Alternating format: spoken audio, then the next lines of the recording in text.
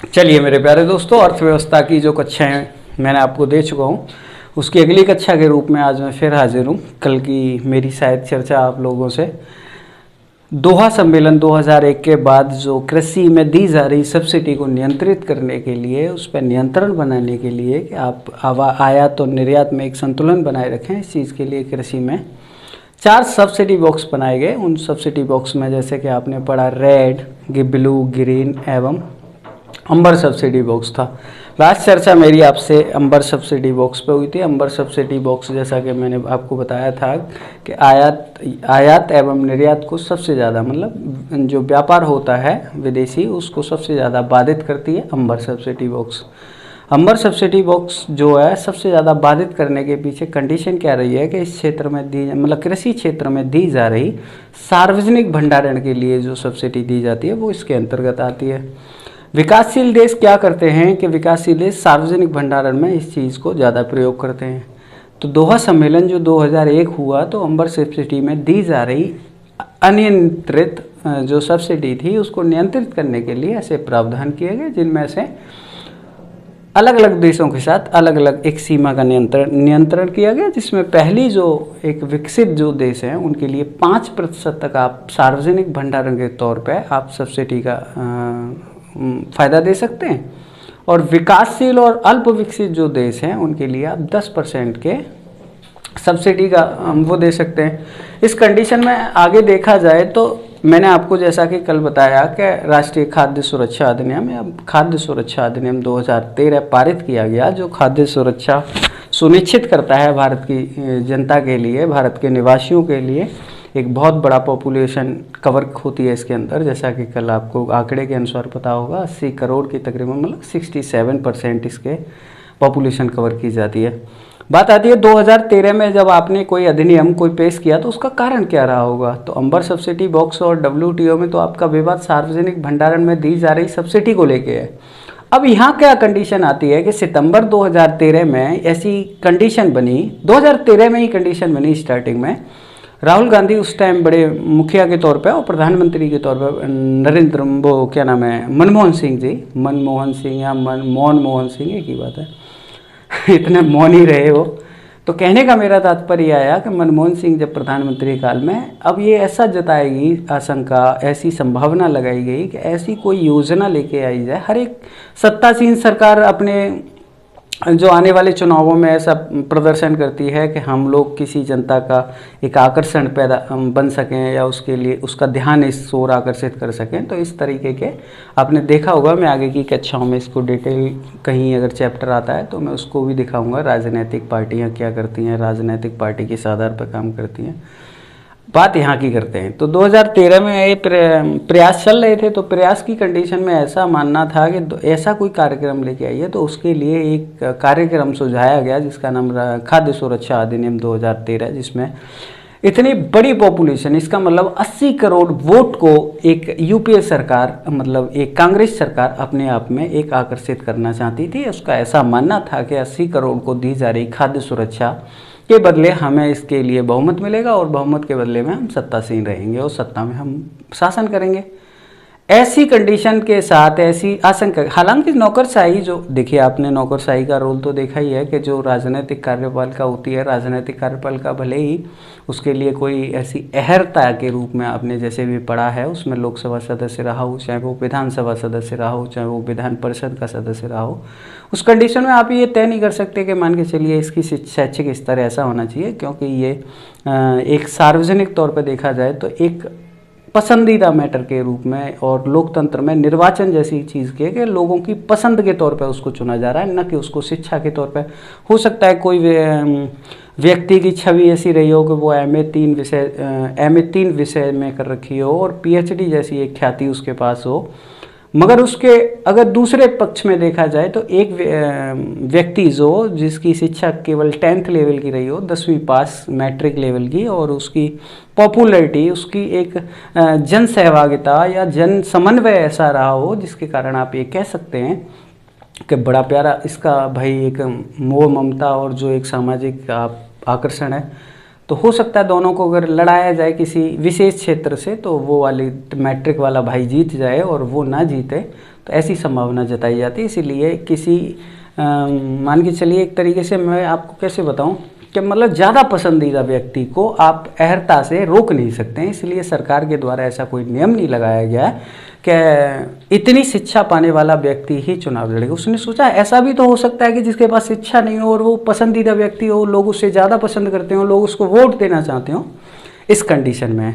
तो नौकरशाही जो होती है, नौकरशाही ये लोग तो चुन के चले जाते हैं। नौकरशाही जो होती है वो अखिल भारतीय सेवाएँ, संघ लोक सेवाओं की जितनी परीक्षाएँ होती हैं और केंद्रीय सेवाएं और अखिल भारतीय सेवाओं के अधिकारी जो है वो सचिवालय या पीएमओ ऑफिस जैसी उस संस्था में काम करते हैं। तो पीएमओ ऑफिस और सेंट्रल सेक्रेटरीट में अगर कोई मान के चलिए किसी विशेष मेहनत वाला आदमी जिसने 18 घंटे पढ़ाई कर रखी है, वो आदमी अगर वहाँ जा रहा है तो गलत से सलाह तो देगा नहीं। उसने सारी चीज़ें एक सिलेबस के तौर पे, आप यूपीएससी का कभी सिलेबस देखिएगा, पीएससी का भी आजकल उत्तर प्रदेश का उससे मैच करता है, तो अधिकांश जो प्रोविंशियल सर्विस हैं उन दोनों का सिलेबस एक कर दिया गया। तो मेरा ऐसा मानना है कि ये दोनों के सिलेबस इतने ब्रॉड एरिया के हैं कि अगर बच्चा एक बार अपनी लाइफ में, अपनी ज़िंदगी में अगर इसको पढ़ लेता है, इसकी तैयारी कर लेता है, तो शायद उससे फिर ऐसा कोई दायरा, ऐसा कोई क्षेत्र, ऐसा कोई वो नहीं रहेगा जिसमें वो ना बोल पाए या उसको जानकारी नहीं हो या उससे वो रूबरू ना हो।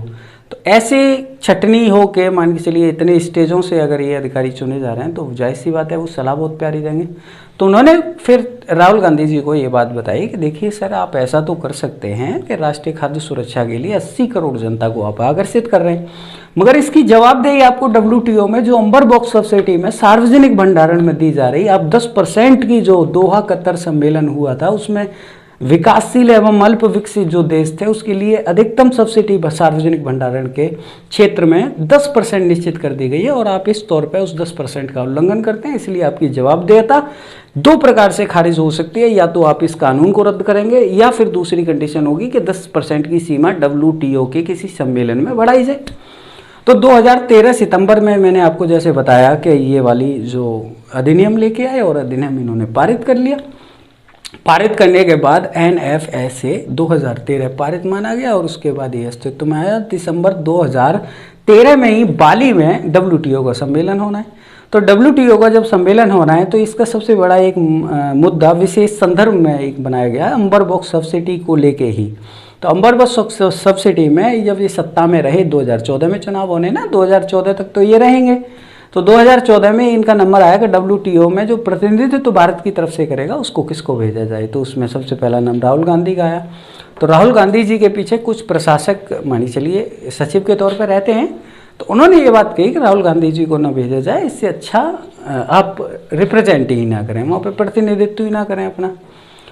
तो उन्होंने कहा फिर बताइए किसको भेजा जाए। तो उन्होंने कहा मनमोहन सिंह जी प्रधानमंत्री हैं भारत जैसी देश के और उनको भेज दिया जाए। बोला अरे उनको मत भेजिए, वो तो इतने मौन रहते हैं, वो कुछ बोलेंगे ही नहीं, वो कुछ करेंगे ही नहीं, वो उसके केवल सुन के चले आएंगे, उनको आधा याद रहेगा। हालांकि वो एक बहुत बेहतरीन अर्थशास्त्री रहा है, मेरी नज़र में उसकी छवि बड़ी प्यारी है। एक ऐसा प्रधानमंत्री जिसने देश के लिए बड़ा काम किया है। मैं आगे चल के इसकी कभी प्रधानमंत्री या विशेष चर्चा हुई तो मैं इसके प्रधानमंत्री काल में बोलूँगा। अब बात आई कि तो किसको भेजा जाए साहब, तो कमलनाथ जी को इसके लिए तैयार किया गया। कमलनाथ जी ने कहा अपना प्रतिनिधित्व रखा। तो मैंने जैसे कि आपको पहले ही बता रखा है कि धड़े 2 प्रकार में बटे हुए हैं। विकसित देश का जो प्रतिनिधित्व करता है वो अमेरिका करता है और विकासशील और अल्प विकसित जो करते हैं उसका भारत जैसा देश करता है।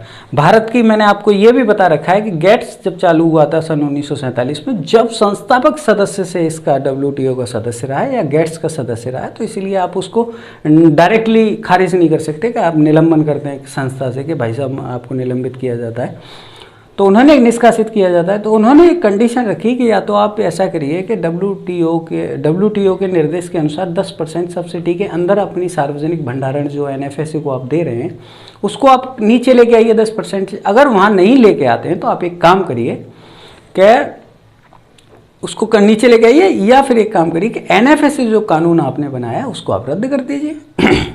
कमलनाथ जी बड़े बढ़के कमलनाथ जी ने कहा कि नहीं, मैं नहीं ऐसा करूँगा।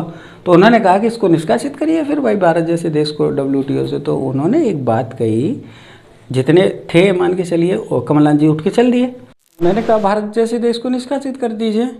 तो अब निष्कासन की बात आई तो भाई मैं आपको पहले ही बता चुका हूँ कि विकसित देशों का एक जो गढ़ है उसका अमेरिका करता है, और विकासशील जो अल्प विकसित देश हैं उनकी जो अध्यक्षता या एक भूमिका में रहता है जो अध्यक्ष की में, वो भारत रहता है। तो इन्होंने कहा कमलनाथ जी ने कि भाई ऐसे कैसे कर दोगे, हम तो संस्थापक सदस्य रहे हैं इसके, आप ऐसे निष्कासित नहीं कर सकते।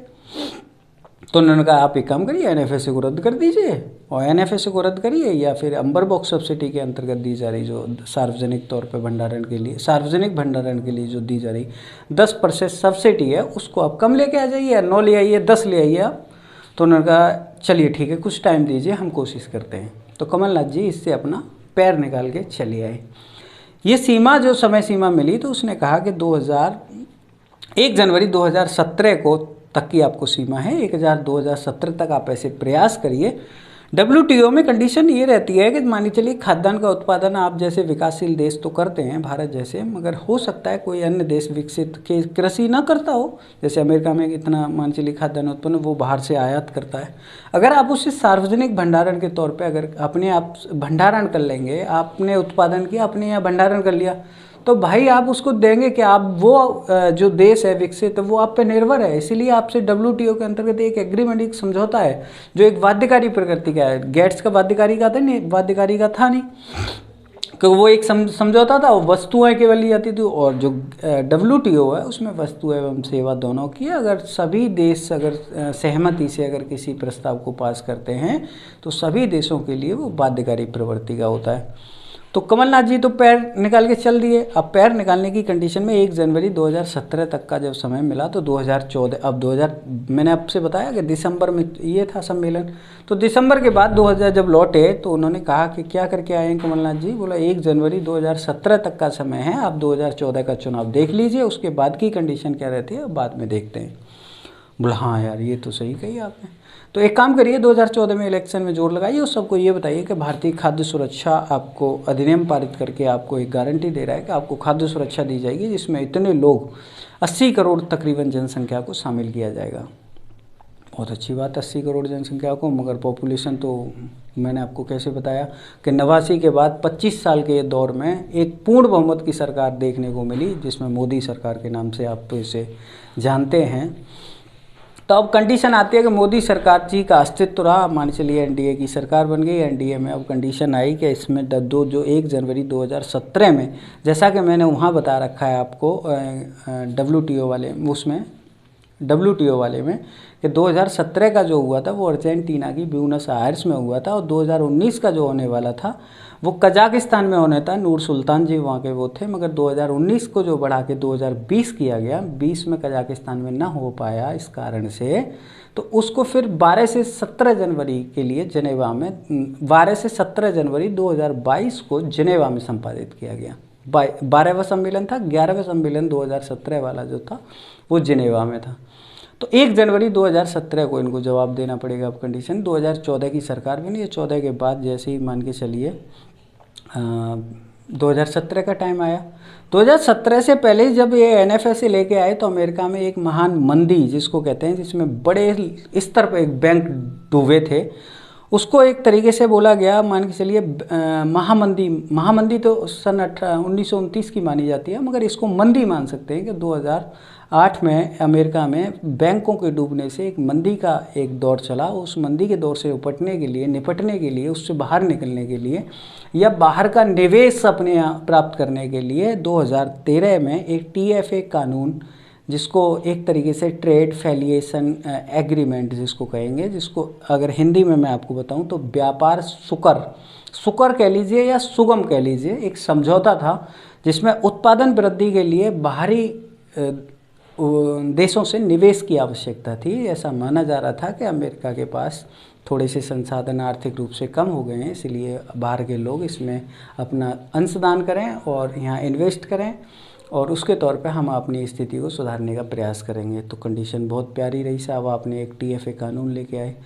अच्छा, TFA 2014 की बात जब आई तो 2014 में जब मोदी जी राहुल गांधी जी को अपना एक होता है ना साधुवाद कि आप सत्ता में आई, आपकी सरकार, आपने देश के लिए इतना बड़ा एक बहुमत प्राप्त किया देश से, तो उसके लिए मैं आपको साधुवाद देता हूँ।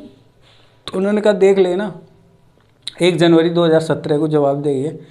उसमें या तो तुम 2 काम करोगे, या तो NFSA रद्द करोगे, या 10% सब्सिडी से नीचे ले, या तो वहाँ से निष्कासित कर दिया जाएगा। वहाँ से किए गए तो व्यापार बाधित होगा, और यहाँ से किए गए तो आप देश से ही निष्कासित कर दिया जाओगे। जनता आपको ये कह देगी कि भाई कांग्रेस सरकार ने जो खाद्य सुरक्षा प्रदान की थी वो बीजेपी सरकार ने समाप्त कर दी। तो ये तो बड़ी दौर कर रहा था। तो कंडीशन ये आई कि चलिए कोई बात नहीं, 2014 का जो चुनाव हुआ तो उसके बाद का दौर आपने देखा होगा कि मोदी जी से बोला गया, मान के चलिए यूपीए की भारी हार हो गई, एनडीए की सत्ता में आई। सत्ता में आने के बाद उनसे कहा कौन जाएगा 2013 के बाद 2015 में कौन जाएगा WTO की अध्यक्षता करने, तो बोला मोदी जी चले जाएंगे, क्या दिक्कत है। मोदी जी ने कहा वो गोधरा वाला कांड है ना, उसमें वीजा बैन है मेरा। हाँ, तो उन्होंने बोला किसको भेजा जाए, तो बोला यार फिर तो व्यवस्था ख़राब है, तो एक काम करिए। उन्होंने दिमाग लगाया, बोला अमेरिका ही है ना, बोला हाँ चलिए। उन्होंने अंतर्देशीय यात्राएं अपनी जब चालू करी तो हर एक देश, आपने देखा होगा 2014 के बाद जब प्रधानमंत्री बने तो इन्होंने ज़्यादातर यात्राएं बाहरी पड़ोसी देशों की। उन पड़ोसी देशों में इन्होंने एक काम किया जिनका इनका लेना देना नहीं था, कोई इससे वास्ता नहीं था। अमेरिका का इनके लिए कोई विशेष एक उपबंध या एग्रीमेंट समझौता नहीं था कि हम इसका समर्थन करते हैं, मगर बिना कहे समर्थन के लिए इन्होंने जहाँ जहाँ अपना एक मंच सजाया विदेश में, उसमें इन्होंने TFA जो कानून जो अमेरिका की तरफ से लाया गया था उसकी एक बखान की है, उसके सकारात्मक पक्ष दिखाए गया, अरे बहुत अच्छा कानून है और आप उसमें इन्वेस्ट करिए और बड़ा ज़बरदस्त कानून है। ओबामा जी वहाँ पे एक राष्ट्रपति के तौर पर थे तो उन्होंने ये बात कही कि यार ये आदमी कौन है, बोले ये मोदी है, वो इंडिया वाला यही जीता है, वो कांग्रेस वाला चला गया।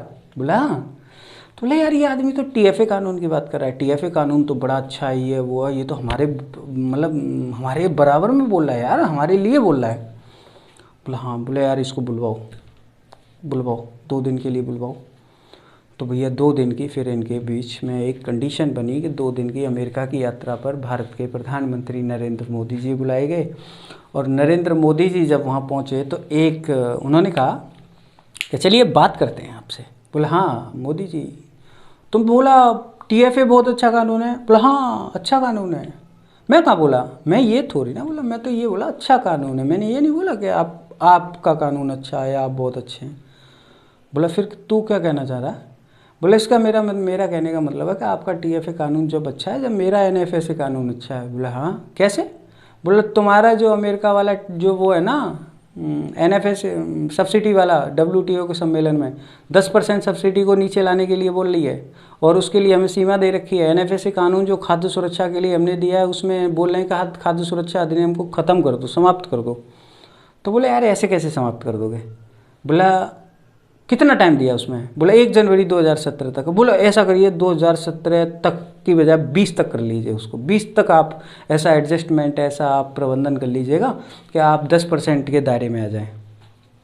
बोला नहीं ऐसा नहीं, अरे ओबामा जी आप ऐसी बात कर रहे हैं, तो ठीक है मैं जा रहा हूँ फिर। बोला अरे नहीं तुम बोला ना TFA कानून अच्छा है, तुम्हारे कहने से हमारा कुछ वजन बढ़ा है, इसलिए तुम बैठ, हम बात करता है तुमसे। उन्होंने बोला चलो कोई बात नहीं, बात करते हैं सर। 2020 कही, फिर उन्होंने बोला नहीं 2025 कर लीजिए सर। 2025 की बजाय उन्होंने लास्ट टाइम पे एक समझौता बना जिसमें ये बात कही कि भारत के जो NFSA कानून है उसकी अमेरिका WTO में कोई ऑब्जेक्शन नहीं करेगा, और इधर की तरफ से मतलब अमेरिका की तरफ से NFSA के लिए ऑब्जेक्शन नहीं होगा, और भारत की तरफ से TFA के लिए कोई नकारात्मक कोई कार्रवाई नहीं की जाएगी। इस कारण से दोनों के बीच एक उपबंध किया गया, और उपबंध का नाम पीस क्लॉज, इसका मतलब शांति, एक तरीके से मैं आपको क्या बोलूँ हिंदी में, शांति उपबंध कह लीजिए, शांति उपबंध बोला गया जिसको पीस क्लॉज। तो ये 2017 की बात रही होगी। 2017 के बाद में कंडीशन ये रही कि 2017 से TFA प्रवृत्त किया गया, और उधर NFSA की जो समय सीमा थी वो अनलिमिटेड बढ़ा दी गई। हालांकि अब ये राष्ट्रपति के प्रधानमंत्री उस पर रहता है कि मान के चलिए कोई ऐसा राष्ट्रपति आता है जो WTO में एक शिकंजा रखना चाहता है, जो भारत जैसे देश के साथ संबंध अच्छे नहीं रखना चाहता है, तो फिर भारत जैसे देश के लिए इस विषय पे खतरा है कि WTO में ये भारत जवाब नहीं दे पाएगा। आगे की कड़ी में मैं आपसे कंडीशन में आज यहाँ तक का मैंने आपको बताया NFSA का WTO से क्या विवाद है, तो ये विवाद मैंने आपसे मौखिक रूप से चर्चा किया है। अगला जो आज का चैप्टर होगा PDS होगा, जिसको आप PDS, चलिए इस पर विशेष चर्चा करते हैं। शायद मुझे लग रहा है आज की कक्षा तो नहीं, कल की कक्षा में पूरा करेंगे। तो पीडीएस का मतलब होता है पब्लिक डिस्ट्रीब्यूशन सिस्टम। इसका मतलब सार्वजनिक वितरण प्रणाली। मैं लिखते जा रहा हूँ थोड़ा थोड़ा। सार्वजनिक वितरण प्रणाली। चलिए, बहुत अच्छी बात। ये बहुत आपने बताई कि ये एक प्रणाली का नाम है जिसको पीडीएस कहते हैं। सवाल क्या क्या रहेंगे आपसे? चर्चा मेरी किस किस विषय पे होगी?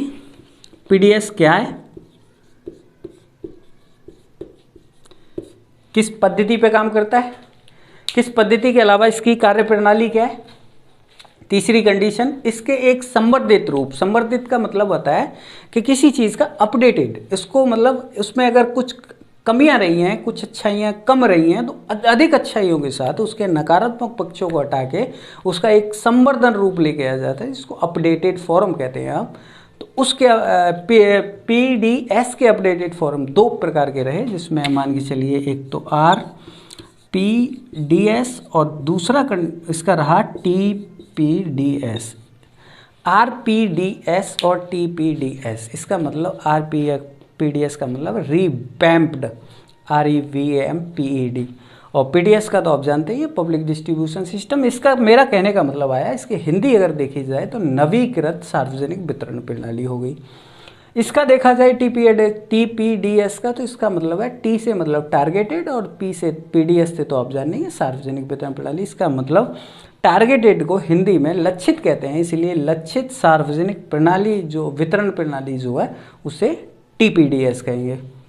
अगली कंडीशन क्या रहेगी कि इस दौर में पीडीएस की कुछ कमियां रही, उस कमियों में ऐसी बताया गया, उसके लिए एक समिति न्यायमूर्ति बाधवा जी जो थे उसकी अध्यक्षता में गठित की गई, उसको बाधवा समिति के नाम से जानते हैं। उस बाधवा समिति ने पीडीएस सिस्टम में क्या कमियां बताई, इन चीज़ों के बारे में मैं चर्चा करूँगा। पीडीएस के बाद ये सरकारी प्रयास क्या किए गए, सरकार की तरफ से ऐसे कौन सी कमियां रही जो रही, उनको हटाने के लिए, उनको कम करने के लिए, उनको समाप्त करने के लिए ऐसे कौन से प्रयास किए गए, उन पर चर्चा मैं आपसे करूंगा। दूसरी कंडीशन आती है कि सरकार के प्रयासों में ही एक प्रयास ऐसा रहा है जब पीडीएस सार्वजनिक वितरण प्रणाली में भारत सरकार की ऐसी पहल मानी जा रही है। आजकल इलेक्ट्रॉनिक मीडिया का ज़माना है, आजकल सारी चीज़ें एक टेक्निक और इंटरनेट के तौर पे होती हैं, तो ऐसा माना जाता है कि इनको अगर आप कुछ सहायता सब्सिडी देना चाह रहे हैं तो आप प्रत्यक्ष रूप में दें, जिसको डीवीटी डायरेक्ट रूप में मतलब प्रत्यक्ष लाभ हस्तांतरण के माध्यम से हिंदी में मैं आपको बताऊं तो उसके बारे में चर्चा करूंगा। फिर लास्ट टॉपिक मेरा इसमें आपके साथ चर्चा का रहेगा एक देश एक ration, one nation one ration card जैसी एक योजना जो चलाई, एक पहल जो चलाई, उसके ऊपर मैं आपसे चर्चा करूंगा। तो आज की चर्चा मैं आपसे यहीं से प्रारंभ करूं तो पीडीएस को मैं लिखा रहने दे सकता हूं। चलिए, इससे आपको पता चलता रहेगा कि मैं पीडीएस पढ़ा रहा हूँ। पीडीएस की कंडीशन की अगर देखी जाए शुरुआत की, तो पीडीएस की शुरुआत सन 1950 में की गई, और पीडीएस का जो एक प्रवृत्ति रही, पीडीएस का जो उद्देश्य रहा वो लोक कल्याणकारी प्रवृत्ति का रहा। लोक कल्याणकारी प्रवृत्ति में गरीबों को खाद्य सुरक्षा प्रदान करने के लिए, सार्वजनिक रूप से वितरण के लिए ऐसी पीडीएस का इस्तेमाल किया गया, और ऐसा माना गया कि जो कार्ड धारक हैं, जो मैंने जैसा कि आपको पीछे बताया कि कार्ड धारक की प्रक्रिया तो सन 1950 से चली थी, उसमें कुछ बदलाव हुए, उस चीज़ को मैं आज पूरा 2013 मैंने आपको पढ़ाया, तो मैं सन 1950 से लेके 92 तक मान के चलिए पीडीएस चलती है, और पीडीएस के बाद फिर आरपीडीएस आती है, और 92 के से लेके 97 में इसको टीपीडीएस को लेके आया जाता है। और टीपीडीएस जब चलती है तो टीपीडीएस के बाद 2001 में जो अंत्योदय अन्न योजना है 2001 में आती है, और 2001 के बाद 2013 में आपका मान चलिए खाद्य सुरक्षा अधिनियम आता है, और खाद्य सुरक्षा के बाद 2019 में प्रधानमंत्री गरीब कल्याण योजना, और इसके बाद मैं आपको एक राशन के तौर पे एक देश में एक राशन की भूमिका में इसको एक समराइज करूँगा, और यहाँ पे मैं आपको बताऊँगा, सारी चीज़ें बताऊँगा मेरे दोस्त। तो सन 1950 में पीडीएस की स्टार्टिंग कर ली, बहुत अच्छी बात है। लोक कल्याणकारी प्रवृत्ति का है, इसका उद्देश्य ये रह रहा है कि गरीबों को जो एक दो कंडीशंस होती हैं, गरीबों को खाद्यान्न उपलब्ध कराना, मतलब खाद्य सुरक्षा उपलब्ध कराती है। उसका उद्देश्य राशन की दुकानों के माध्यम से कार्ड धारकों को जो आवश्यक खाद्य एवं गैर खाद्य खाद्य एवं गैर खाद्य वस्तुएं अत्यंत कम कीमत पर उपलब्ध कराती है। तो खाद्य कौन सी हुई साहब? तो खाद्य में जैसा कि आपने कल देखा, गेहूँ है, चावल है, मोटा अनाज है, बाकी कुछ दाल है।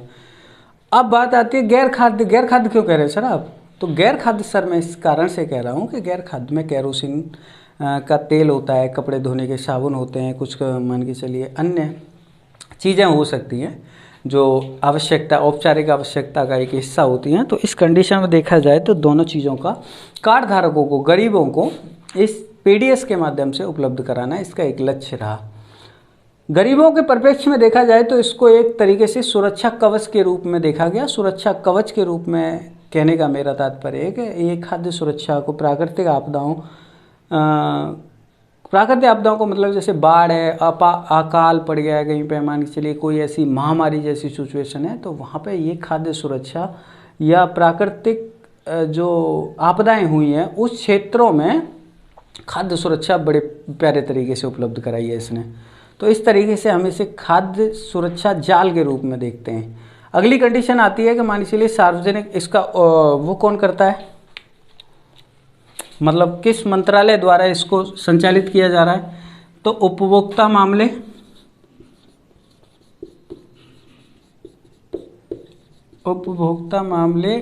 व खाद्य एवं सार्वजनिक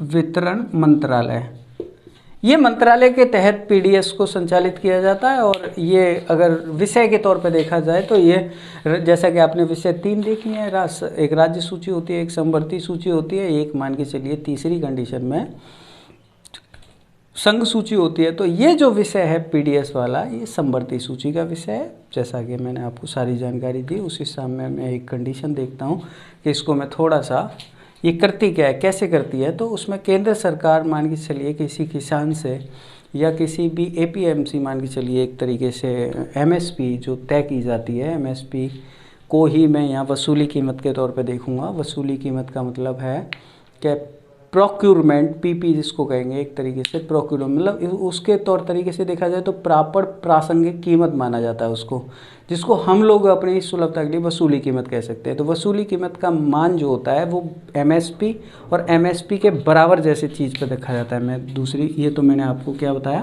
कि इस मंत्रालय के तहत पीडीएस का जो एक संचालन है वो किया जाता है, मतलब इसके अधीन वो काम करती है।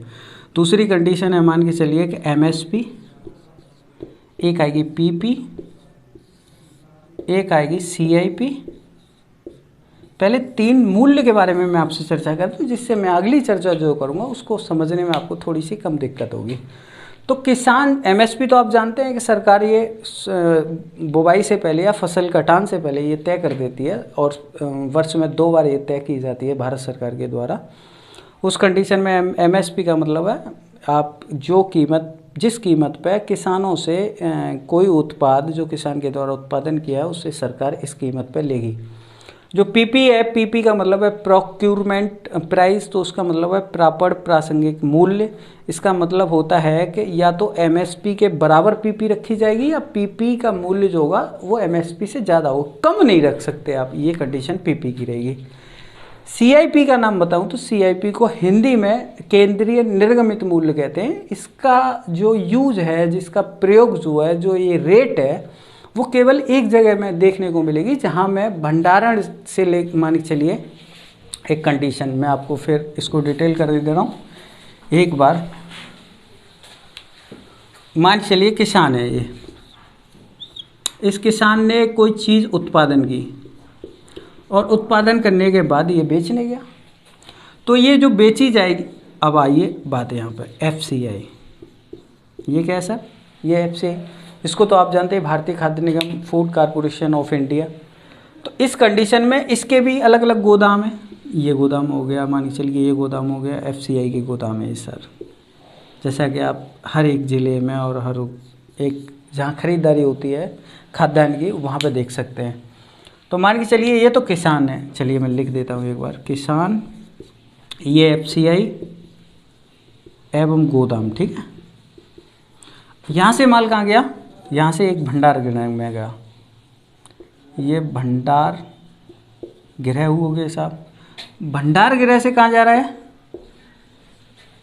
भंडार गृह तक का मन कंडीशन देख सकते हैं आप कि किसान ने कोई चीज़ उत्पादित की, उत्पादित जो की वो जिस रेट पे एफसीआई को बेच रहा है उसको प्रोक्यूरमेंट यानी कि पीपी का मान जैसे कि मैंने चर्चा किया कि या तो एमएसपी से ज़्यादा होगा या एमएसपी के बराबर होगा। तो ये प्रोक्यूरमेंट जो प्राइस होगा जिस पे किसान के उत्पादित वस्तु को या मान के चलिए किसान के माल को एफसीआई अगर खरीदती है तो ये वाला पीपी काम करेगा। इस पीपी मूल्य के लेने के बाद एफसीआई क्या करती है कि उसको अपने गोदामों में सेट कर देती है माल को। उस सेट के बाद कंडीशन होगी कि उसका एक बड़ा भंडार गृह होता है, उस भंडार गृह में उस माल को स्टोर कराती है। यहाँ तक की क्रिया आपने देखी कि यहाँ तक की जितनी भी एक कड़ी काम की, मैंने 3 खंड 1 2 3 देखे आपने, ये तीनों केंद्रीय सरकार केंद्र सरकार यहाँ काम करती है। अब आती है इसकी अगली कड़ी के रूप में। तो यहाँ एक जो काम करेगी अब आता है राज्य सरकार। तो ये भंडार गृह है सर, आप देख पा रहे हैं यहाँ पर भंडार गृह, ये राज्य सरकार से फिर राशन की दुकान आप यहाँ आएंगे। राशन की दुकान का मतलब है कि मैंने आपसे जैसे परिभाषा में पीडीएस स्कीम बताया कि जो गरीब लोग हैं उनको कम कीमत पर खाद्य एवं गैर खाद्य वस्तुओं को कार्ड के माध्यम से उपलब्ध कराने की जो एक पहल प्रक्रिया है उसको हम राशन की दुकान मतलब फेयर प्राइस शॉप जो होती हैं उनके माध्यम से बांटने का काम करते हैं। मतलब कार्ड धारक कहाँ लेने आएंगे, तो एक निश्चित कर दी गई है राशन की दुकान, वहाँ लेने आते हैं। अब बात आती है कि मान के चलिए पीपी हुआ, पीपी के बाद जब एफसीआई ने लिया तो एफसीआई ने इस गोदाम में अपना स्टोरेज किया और उस स्टोरेज में मान के चलिए जो परिवहन लागत रही होगी और प्लस ये वाली जो परिवहन लागत रही होगी, यहाँ से खरीदा, एफसीआई ने खरीदा, एफसीआई ने अपने गोदाम में पहुँचाया, यहीं से पहुँचाया मान के चलिए ऐसे पहुँचाया, और ये वाला जो माल था सभी उससे और इसमें पहुँचाया। जो ये प्रक्रिया चल रही है वो भंडार गृह में, तो भंडार गृह तक पहुँचाने का काम जो एक परिवहन लागत जो हुई वो केंद्र सरकार की है। अब कंडीशन आती है कि भंडार गृह से राज्य सरकार जो खरीदेगी, अब राज्य सरकार अलग अलग खरीदेगी भाई। एफसीआई तो फूड कारपोरेशन ऑफ इंडिया की बात की थी मैंने, तो इंडिया के मतलब भारत के परिप्रेक्ष्य में उत्तर प्रदेश बिहार सरकार अगर इनको खरीदती है तो इसको कहते हैं सीआईपी।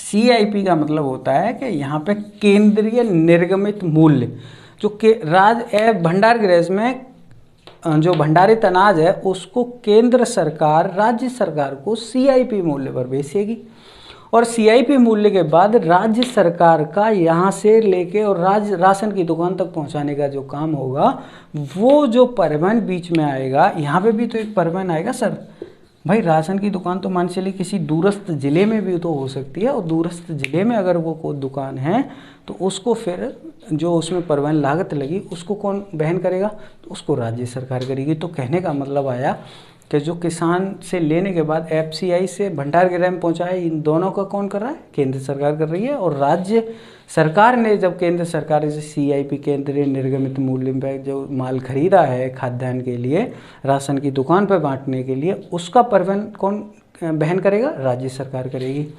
अब बात आती है एमएसपी। तो एमएसपी तो आप जैसा जानते हैं, मैंने आपको बताया कि 2 बार तय की जाती है और फसल बुवाई से पहले की जाती है। चलिए दूसरी कंडीशन आती है कि सीआईपी किसको कहते हैं, सीआईपी की केंद्रीय निर्गमित मूल्य होता है। तो अब कंडीशन आती है कि सीआईपी में शामिल कौन कौन से मूल्य हो गए फिर, तो एक तो वसूली कीमत हो गई, वसूली कीमत का मतलब है ये पीपी, सीआईपी बराबर एक तो पीपी कर दीजिए। चलिए ये वसूली कीमत है एक तरीके की, वसूली कीमत हो गई। एक मान के चलिए कौन सी हो गई, परिवहन, जैसा कि मैंने आपको बताया ये चीज़ ऐसे पहुंचाई, ये परिवहन हो गई, तो पीपी हो गया, एक परिवहन लागत हो गई, और तीसरा एक जो जुड़ा वो इस एफसीआई के गोदाम का जो रेंट होगा उसका भी तो खर्चा आया होगा। तो भंडार गृह में जो एक खर्चा आया, भंडार गृह का जो खर्चा आया, ये तीनों चीज़ें मिलकर क्या बनाएंगे, सीआईपी। सीआईपी का मतलब है कि इस मूल्य पर कोई भी केंद्र सरकार पीपी, परिवहन एवं भंडार गृह का जो खर्चा है, इन तीनों खर्चों को जोड़ने के बाद अब केंद्र सरकार राज्य सरकार को इस मूल्य पर अनाज देगी।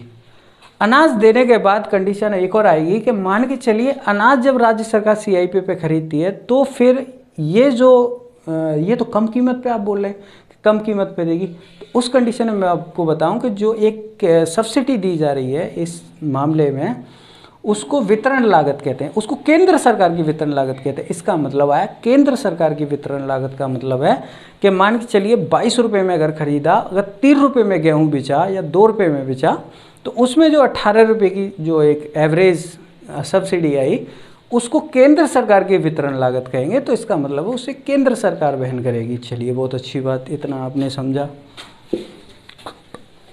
आगे मैं आपको इससे भी बोल के ज़्यादा समझा रहा हूँ मैं आपको, ऐसा लग रहा होगा शायद। चलिए कोई बात नहीं सर। अब एक आपने देखा सीआईपी बराबर पीपी, प्रोक्यूरमेंट प्राइस प्लस परिवहन लागत प्लस भंडार गृह लागत। दूसरी कंडीशन आती है आर्थिक लागत। सीआईपी के बाद एक आर्थिक लागत आएगी। ये सीआईपी मैंने इसलिए डिफाइन कर दी कि यहाँ इतनी बड़ी एक रेलगाड़ी ना बने। तो आर्थिक लागत किसको कह सकते हैं फिर आप? तो आर्थिक लागत का मतलब आया एक तो सीआईपी प्लस, सही है, सीआईपी मान के चलिए बेचा वो प्राइस, और दूसरा वाला वितरण लागत जो आई, वितरण लागत जो आई केंद्र सरकार वाली, इन दोनों को मिला के आर्थिक लागत बनेगी। चलिए आगे बढ़ते हैं। केंद्रीय निर्गमित मूल्य हो गया, वितरण लागत जो केंद्र सरकार वहन करेगी, जो सब्सिडी के तौर पर की जाती है उसे वितरण लागत कहा जाता है। इस प्रकार देखा आपने कि आर्थिक लागत और सीआईपी और पीपी और ये भंडार गृह का जो खर्चा, वितरण एवं केंद्र से लेके भंडार गृह तक जाने में केंद्र सरकार परिवहन की खर्चा उठाएगी, भंडार गृह का खर्चा उठाएगी। उसके बाद जो राज्य सरकार पहुंची, राज्य सरकार के नीचे वाली जो राशन की दुकान तक परिवहन का काम हुआ, तो उसका खर्चा एक राज्य सरकार उठाएगी। राज्य सरकार जो खाद्यान्न में सब्सिडी देगी उसे वितरण लागत बोला जाएगा, और वितरण लागत जो होगी वो केंद्र सरकार के द्वारा सब्सिडी के रूप में दी जा रही है, इसीलिए सब्सिडी के रूप में दी जा रही है, इसीलिए उसे केंद्र सरकार की वितरण लागत बोला जाएगा। केंद्र सरकार के खाद्य निगम एफसीआई की बात की जाए तो सन 1965, एफसीआई की अगर बात करते हैं तो सन 1965 में इसकी एक स्थापना की गई, और स्थापना में ऐसा माना गया कि कम कीमत पर, मतलब जिस कीमत पर अनाज और पीपी प्रोक्यूरमेंट प्राइस जो होता है, जिस कीमत पर किसानों से अनाज लेके एक भंडार गृह किया जाता है उसे हम एफसीआई कहते हैं, और एफसीआई का काम यही है। और एफसीआई की स्थापना जो है सन 1965 में करते हैं, और 65 में जो प्रोक्यूरमेंट प्राइस है इसके बारे में मैंने आपको जानकारी दे दी, एमएसपी की बराबर होगी या एमएसपी से ज़्यादा होगी। दूसरी कंडीशन क्या, मान के चलिए अनाजों का उचित भंडारण का अगर जिम्मेदारी देखते हैं तो वो एफसीआई की होती है। तीसरी बात, राज्य सरकार केंद्र बिंदु, राज्य सरकार केंद्र बिंदु का मतलब हुआ कि जो भंडारण से लेके अनाजों का गृह, मतलब भंडार गृह से लेके और जो राज्य सरकार तक पहुंचाया जा रहा उसको हम सीआईपी पर खरीदते हैं, ये भी आपने देखा। इस प्रकार आपने वितरण लागत तक तीन चीज़ें देखी। अब कंडीशन आती है कि सन 1965 वो 50 से लेके एफसीआई ने 65 में सहायता कर रहा है, और 65 में करने के बाद सन 1992 तक की एक कंडीशन, 1992 तक कंडीशन ऐसी रहेगी। पीडीएस सन 1950 एक हो गया, सन 1992 1992, इसका मतलब यहाँ पे इसका एक संवर्धन किया जाएगा जिसको पीडीएस रिवैम्प्ड, मतलब उसका एक नवीकृत रूप ले, पीडीएस का एक नवीकृत रूप जो होगा उसे फिर एक आरपीडीएस के नाम से जाना जाएगा, जिसे सन 1992 महीना मुझे याद नहीं है, इस कारण से सन 1992 से आरपीडीएस काम करता है। भारत में अगर आरपीडीएस की अगर कमी देखी गई तो, मतलब ज़रूरत देखी गई तो क्यों देखी गई, तो जो पीडीएस सिस्टम जो काम कर रहा था उसमें इतनी कमियां देखी गई, उन कमियों को दूर करने के लिए ऐसी कोशिश की गई कि ऐसा करिए, ऐसा कोई इसका नवीकृत रूप लेके आइए, जो पीडीएस में जो कमियाँ चल रही हैं, जो खामियाँ हैं उनको दूर कर दे। तो उसके लिए आरपीडीएस को सन 1992 में निश्चित किया गया। तो तो इसके अंतर्गत राशन की दुकानों को दूर दराज के क्षेत्र जितने भी थे, दूर दराज का कहने का मतलब है कि जहां गरीब जनता रहती थी और केंद्रीय सरकार की सुविधाएं या केंद्रीय सरकार उनको कोई सुरक्षा नहीं दे पा रही थी, उस कारण से दूर दराज के क्षेत्रों में, मलिन बस्तियों में या आदिवासी बस्तियों में इस चीज़ को उपलब्ध कराने के लिए कम कीमत पर मान के चलिए खाद्य सुरक्षा जैसी चीज़ देने के लिए या खाद्य एवं गैर खाद्य वस्तुओं दोनों का उपलब्धता के लिए सन 1992 में ये चीज़ लेके आई गई, जिसको नवीकृत सार्वजनिक वितरण प्रणाली कह सकते हैं आप। अगर इसकी कंडीशन देखी जाए शुरुआती दौर पर, तो मैंने आपको जैसे कि 3 बताया, दूर दराज के क्षेत्र थे, एक मलिन बस्तियां थीं और एक आदिवासी एक क्षेत्र हुआ करते थे जहां मान के चलिए सरकार की सुलभ पहुंच नहीं थी। तो उस कंडीशन में 1775 ब्लॉकों में इसको लागू किया गया। 1775 ब्लॉकों को टारगेट किया गया और 1775 ब्लॉकों में ऐसी नई राशन की दुकानें खोली गई जहां कम कीमत पर लोगों को खाद्य एवं गैर खाद्य दोनों चीज़ें उपलब्ध कराई जा सकें, जिसके अंतर्गत देखा गया तो मान के चलिए प्रत्येक कार्ड धारक को 20 केजी अनाज खाद्य सुरक्षा के माध्यम संदर्भ में उपलब्ध कराया जाता था। अब बात आती है कि 92 तक 1775 जिलों में जहां अपने दूर दराज जैसी चीज़ मलिन बस्तियों, दूर दराज या आदिवासी क्षेत्र जहां मान के चलिए वहां राशन की दुकानें या खाद्य सुरक्षा जैसी सुनिश्चितता नहीं थी, तो आपने फिर उसको अपडेट क्यों किया? तो जून 1997 में इसका TPDS आया, TPDS, तो टारगेटेड पब्लिक डिस्ट्रीब्यूशन सिस्टम आ गया। तो उसका मतलब आया टारगेटेड का, जैसे मैंने शुरुआत में आपको बताया कि उसका मतलब है लक्षित, टारगेट करना किसी चीज़ को तो उसको लक्ष्य बना लेना, इसका मतलब है ये टारगेटेड था तो इसलिए लक्ष्य था। तो टारगेटेड पब्लिक डिस्ट्रीब्यूशन सिस्टम में ऐसा माना गया कि 2 भागों में इनको बांटा जाए जनता को। बोला कैसे बांटेंगे साहब? मतलब कार्डों को बांटा जाए। मैंने आपसे चिन्हीकरण की बात पिछली कक्षा में करी थी। तो उसमें APL और BPL 2 प्रकार के यहाँ पे कार्ड बनाए गए। इसका मतलब APL की अगर बात आती है और BPL की बात आती है तो ये सबसे पहले कहाँ बनाए जा रहे हैं? ये टारगेटेड जो आ रही है, मतलब जो PDS का जो सिस्टम का एक टारगेटेड रूप जो जून 97 में आया, वहाँ पे APL और BPL को 2 वर्गों में बांटा जाता है।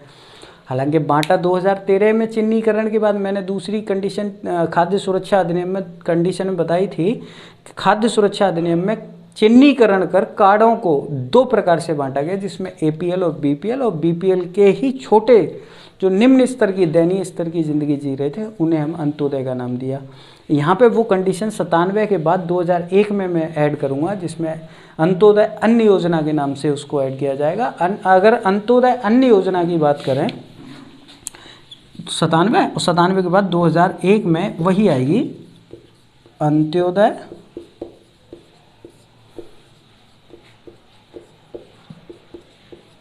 अन्न योजना। इसका क्या था फिर? तो इसका मतलब ऐसा था 2001 में 97 से जो मान के चलिए APL और BPL 2 में काम कर रहे थे, जिसमें ऐसा माना गया कि APL जो TPDS में बना था उसको तो मान के चलिए जो यहाँ लिखा है, अरे बहुत प्यारी चीज़, आर्थिक लागत जो लिखा है, मैंने आपसे क्या कहा, CIP आपने समझाया, CIP के बाद CIP प्लस वितरण लागत मतलब सब्सिडी वाली, इन आर्थिक लागत के मूल्य पे APL वाले को, इसका मतलब आर्थिक मूल्य पे इसको राशन दिया जाएगा, आर्थिक मूल्य पे दिया जा रहा है साहब। तो BPL को किस पे देंगे आप? तो BPL को देने के लिए आर्थिक मूल्य का 50%,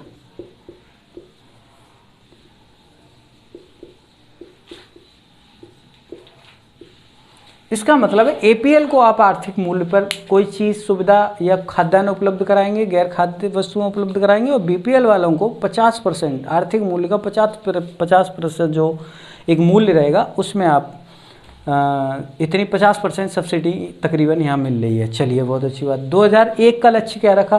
तो अंत्योदय अन्न योजना जो 2001 में चलाई गई, तो इसको टारगेट बना के किया गया कि जो दयनीय स्थिति गरीबों, जो BPL वर्ग जो था, BPL वर्ग में भी अगर मान के चलिए नीचे रह रहे हैं, ये तो एबोव पॉवर्टी लाइन हो गई, गरीबी रेखा से ऊपर हो गए और निष्कासित रेखा से नीचे हो गए। BPL का मतलब है गरीबी रेखा से, BPL below of poverty line, तो उसको आप नीचे के तौर पे देख रहे हैं। हो सकता है कि गरीबी का स्तर ये भी तो हो सकता है कि कोई 1 करोड़ रुपए वाला करोड़पति, वो मान चलिए 20 करोड़ वाला करोड़पति हो और कोई 1 करोड़ वाला करोड़पति हो, तो हैं तो ये दोनों 2 करोड़पति, मगर कंडीशन इन दोनों के बीच में अगर देखा जाए तो 19 करोड़ का फ़र्क है। अगर ये थोड़ा सा नीचे आया तो ये लखपति चला जाएगा, मगर वो 20 अगर पायदान नीचे आता है फिर भी करोड़पति रहेगा।